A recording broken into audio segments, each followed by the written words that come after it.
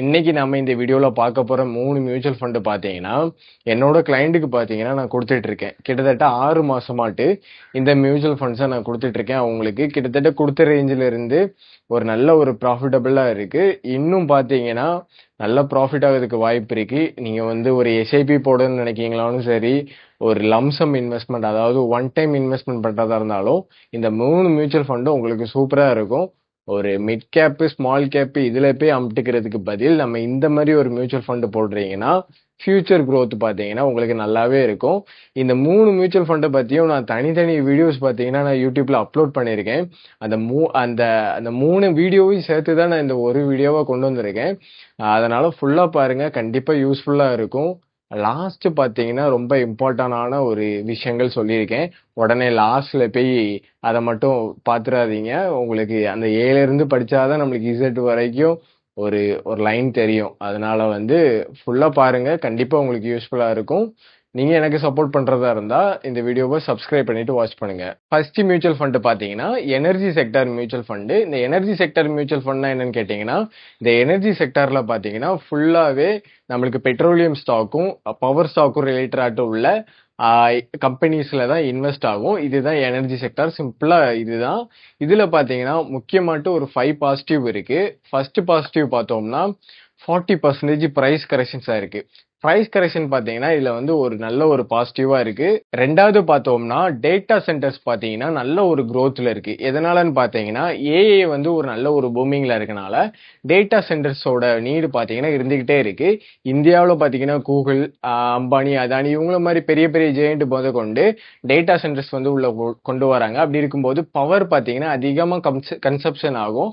அப்படி இருக்கும்போது இது பாத்தீங்கன்னா நல்ல ஒரு பூஸ்டப் ஆகிறதுக்கு வாய்ப்பு இருக்கு. இப்ப மூணாவது பார்த்தோம்னா வேல்யூவேஷன் வைஸ்ல பார்த்தோம்னா PE ரேஷியோ பாத்தீங்கன்னா ஒரு 20க்கு கீழே இருந்தனாலே ஒரு நல்ல ஒரு வேல்யூவேஷன் நம்ம சொல்லலாம். ஆனா இதுல பாத்தீங்கன்னா PE ரேஷியோ வந்து ஒரு 14ல தான் இருக்கு. அப்படி இருக்கும்போது இது ஒரு நல்ல ஒரு வேல்யூவேஷன். எதனால ஒரு 14ல இருக்கு அப்படின்னு நம்ம பார்த்தோம்னா, இதுல வந்து நிறைய பப்ளிக் செக்டர் கம்பெனிஸும் கொஞ்சம் ஆட் ஆகும்.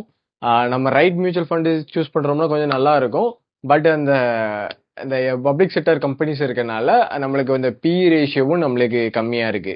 இது ஒரு பாசிட்டிவ் தான். நாலாவது பார்த்தோம்னா க்ரூடு பிரைஸ்ல பாத்தீங்கன்னா இந்தியன் கம்பெனிஸ்க்கு பாத்தீங்கன்னா நல்ல ஒரு மார்ஜின்ல கிடைக்கி ஒரு ஆர்பிட்ராஜ் இருக்கு. டிஸ்கவுண்ட் பிரைஸ்ல கிடைக்கிறதுனால இது வந்து ஒரு பாசிட்டிவாவும் சொல்லலாம், ஒரு நெகட்டிவாவும் சொல்லலாம். இப்பொழுதைக்கு பாசிட்டிவா இருக்கு. அதனால இதுபடியே போட்டு இப்ப அஞ்சாவது பார்த்தோம்னா நம்ம இதுல ஒரு மியூச்சுவல் ஃபண்ட்ல இன்வெஸ்ட்மெண்ட் பண்றது பாத்தீங்கன்னா ஒரு பெட்டரா இருக்கும். இதுல பாத்தீங்கன்னா நம்மளுக்கு கோட்டக், SBI, ICICI, வேற டாடா இந்த 4 இதுதான் இருக்கு. இந்த 4ல நீங்க வந்து எதுலனாலும் நீங்க இன்வெஸ்ட்மெண்ட் பண்ணிக்கலாம். ரெண்டாவது மியூச்சுவல் ஃபண்ட் பார்த்தோம்னா ஐடி செக்டார் மியூச்சுவல் ஃபண்ட். நம்ம வந்து எனர்ஜி செக்டார் மியூச்சுவல் ஃபண்ட் பார்த்தோம்ல, அதே மாதிரி தான், அதே கான்செப்ட்ல தான் இருக்கும். இதுல பாத்தீங்கன்னா ஃபுல்லாவே ஐடி செக்டார் கம்பெனிஸ் தான் இருக்கும். இதுல ஒரு பாசிட்டிவ்னு பார்த்தோம்னா ஒரு 5 பாசிட்டிவ் இருக்கு. ஃபர்ஸ்ட் பாசிட்டிவ் பார்த்தோம்னா பிரைஸ் கரெக்ஷன் கிட்டத்தட்ட ஒரு 30% வரைக்கும் பிரைஸ் கரெக்ஷன்ஸ் ஆச்சு. அதுக்கு கீழே ஆச்சு. அதுக்கப்புறம் இப்போ ரெக்கவரி ஆகி ஒரு 30% ரேஞ்ச் வரைக்கும் ஒரு பிரைஸ் கரெக்ஷன் ரேஞ்சில் இருக்கு. இது வந்து நல்ல ஒரு பாசிட்டிவான விஷயம். ரெண்டாவது பார்த்தோம்னா ஏஏ வந்து நல்லா பூமிங் ஆயிட்டு இருக்கு. ஒரு ஏஏ நல்லா பூமிங் ஆகுதுன்னா நம்மளுக்கு வந்து ஐடி செக்டார் ரிலேட்டட் ஒரு புது டெக்னாலஜி வருதுன்னா அது ஒரு பூஸ்டப்பா இருக்கும். அதனால இது ஒரு பாசிட்டிவா இருக்கு. மூணாவது பார்த்தோம்னா டிவிடெண்ட். பொதுவாகவே ஐடி செக்டார் கம்பெனிஸ் பார்த்தோம்னா டிவிடெண்ட் வந்து அதிகமா ப்ரொவைட் பண்ணுவாங்க. அப்படி இருக்கும்போது டிவிடெண்ட் அதிகமா வருதுன்னா ரீஇன்வெஸ்ட்மெண்ட்ஸ் அதிகமா இருக்கும். அந்த இன்டெக்ஸ் பார்த்தீங்கன்னா கிட்டத்தட்ட ஒரு 30% கொடுக்குன்னா இவங்க டிவிடெண்டோடு சேர்த்து இன்வெஸ்ட்மெண்ட் பண்ணும்போது நம்மளுக்கு நல்ல ஒரு ரிட்டர்ன்ஸ் கிடைக்கிறதுக்கு வாய்ப்பு இருக்கு. நாலாவது பார்த்தீங்கன்னா வேல்யூவேஷன் பார்த்தோம்னா ஓவரால் செக்டாரே பார்த்தீங்கன்னா ஒரு 20 அந்த PE ரேஷியோல தான் இருக்கு. பொதுவாகவே டெக்னாலஜி பாத்தீங்கன்னா இந்த PE ரேஷியோல இருக்கிறதுலாம் பாத்தீங்கன்னா ரொம்ப ரேரா தான் இருக்கும். அப்படி இருக்கும்போது இதெல்லாம் ஒரு நல்ல ஒரு வேல்யூவேஷன்ல இருக்கு. இந்த இன்ஃபோசிஸ், விப்ரோ, TCS இந்த மாதிரி கம்பெனி எல்லாம் பாத்தீங்கன்னா நல்ல ஒரு வேல்யூவேஷன்ல இருக்கு. அஞ்சாவது பார்த்தோம்னா BFSIயோட growth. BFSI என்னன்னு கேட்டீங்கன்னா banking, financial services, insurance, investment. இதெல்லாம் பாத்தீங்கன்னா நம்மளுக்கு பேங்கிங் செக்டர் நல்ல ஒரு க்ரோ ஆயிட்டு இருக்கு. அதே மாதிரி இன்சூரன்ஸ், இன்வெஸ்ட்மெண்ட், ஸ்மால் ஃபினான்ஸ் இந்த மாதிரி விஷயங்கள்லாம் பாத்தீங்கன்னா நல்லா க்ரோவிங் ஆயிட்டு இருக்கு.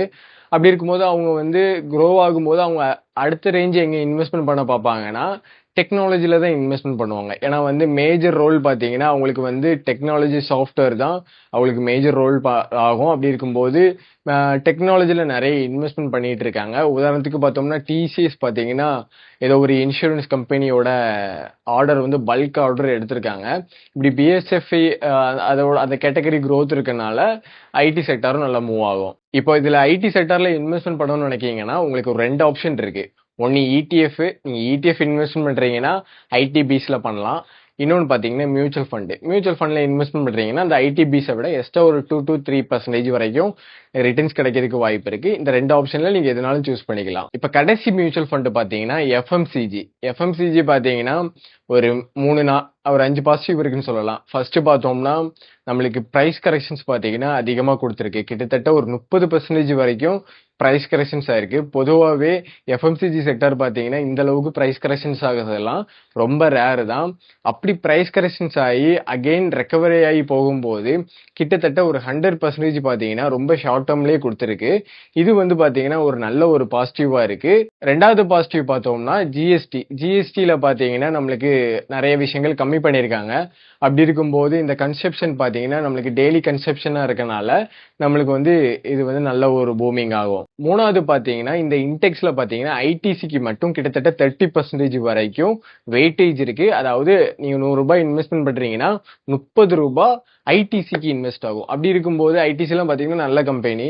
அப்படி இருக்கும்போது நல்ல ஒரு growth கிடைக்கிறதுக்கு வாய்ப்பு இருக்கு. ஓகே, இதுதான் இந்த 3 மியூச்சுவல் ஃபண்டு. இந்த 3 மியூச்சுவல் ஃபண்ட்ஸ் பார்த்தீங்கன்னா என்னோட அனலைஸ்ல இது வந்து ஒரு நல்லா போகணும் ஒரு எதிர்பார்ப்பு. இதை தான் நான் கிளைண்ட்டுக்கும் கொடுத்துருக்கேன். அகைன் நல்லா ப்ராஃபிட்டபிளே இருக்கும். அடுத்த ஒரு 100%ல வந்து கிளைண்ட்ஸ்க்கு எல்லாரும் சொல்லியிருக்கேன் கேக் கட்டி செலிப்ரேட் பண்றோம் அப்படின்னு. அப்படி இருக்கும்போது எதனால வந்து நம்ம வந்து ஒரு மிட் கேப்போ ஒரு ஸ்மால் கேப்போ ஒரு லார்ஜ் கேப்போ ஃபிளெக்ஸி கேப்போ கொடுக்காம எதனால இந்த மாதிரி செக்டர் பேஸ் பண்ணி உள்ள மியூச்சுவல் ஃபண்ட்ஸ் கொடுக்கறதுக்கு காரணம் பார்த்தீங்கன்னா மிட் அண்ட் ஸ்மால் கேப் அதெல்லாம் பார்த்தீங்கன்னா ஓவர் வேல்யூவேஷன் ஷார்ட் டேர்ம்லேயே பார்த்தீங்கன்னா அதெல்லாம் நல்லா ஒரு ரைஸ் ஆகி ஓவர் வேல்யூவேஷன்ல இருக்கு. அப்படி இருக்கும்போது அந்த அமௌண்ட் கிளைண்டோட அமௌண்ட் எடுத்து ஓவர் வேல்யூவேஷன்ல போய் வாங்குவோமானா வாங்க மாட்டோம். நான் வாங்குவேன்னா வாங்க மாட்டேன். அப்படி இருக்கும்போது என்னோட கிளைண்ட்டுக்கு கொடுக்கறது பார்த்தீங்கன்னா அந்த ஒரு வேல்யூபிள் ரீசனா இருக்காது.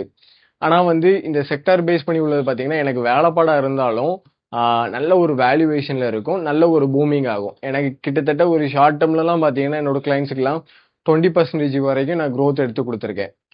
நிஃப்டி கூட அந்த அளவுக்கு growth கொடுக்கல. அப்படி இருக்கும்போது இது பார்த்தீங்கன்னா நல்ல ஒரு ஒரு அட்வான்டேஜான ஒரு விஷயமா இருக்கும். அதனால தான் நான் வந்து செக்டார் பேஸ் பண்ணி உள்ளது எந்தெந்த நேரத்தில் எந்தெந்த செக்டார் ரொட்டேஷன் ஆகும் அப்படின்னு சொல்லிட்டு அதை ஐடென்டிஃபை பண்ணி தான் நான் என்னோட கிளைண்ட்ஸ்க்கு ரெஃபர் பண்ணுவேன். அதுக்கேற்ற மாதிரி அவங்களுக்கும் போர்ட்ஃபோலியோவும் நான் அலகேஷன் பண்ணி கொடுத்துட்டே இருப்பேன். இப்போ இன்வெஸ்ட்மெண்ட் பண்றதுக்கு பார்த்தீங்கன்னா ஒரு 2 ஆப்ஷன் இருக்கு. ஒன்று பார்த்தீங்கன்னா எஸ்ஐபி. நீங்க எஸ்ஐபியில் பண்றீங்கன்னா ஒரு 1 இயர் பண்ணுங்க. எதனால 1 இயர்னு பார்த்தீங்கன்னா நம்மளுக்கு ஒவ்வொரு நேரத்துக்கும் ஒவ்வொரு செக்டார் ரொட்டேஷன் ஆகும். இந்த வருஷத்துக்கு இந்த 3 செக்டாரா இருக்கு. அடுத்த வருஷத்துக்கு வேற செக்டாரா இருக்கும். அப்படி இருக்கும்போது இந்த நேரத்தில் அந்த 1 இயருக்கு மட்டும் நீங்க இன்வெஸ்ட்மெண்ட் பண்றது கரெக்டா இருக்கும். நீங்க லம்சம் பண்றதா இருந்தா இந்த 3 ஃபண்டுக்கும் டைவர்சிஃபை பண்ணுங்க. அது மட்டும் இல்லாம போர்ட்ஃபோலியோ அலகேஷனுக்கு உள்ள விஷயங்களும் இருக்கு. அதையும் ப்ராப்பரா கொஞ்சம் செக் பண்ணியும் பார்த்துக்கோங்க. இப்போ நம்ம பார்த்த இந்த 3 மியூச்சுவல் ஃபண்டும் உங்களுக்கு யூஸ்ஃபுல்லா இருந்திருக்கும்னு நினைக்கிறேன். இவ்வளவு நேரம் இந்த வீடியோவை பொறுமையா பார்த்ததுக்கு ரொம்ப நன்றிங்க. நெக்ஸ்ட் வீடியோல பார்ப்போம்.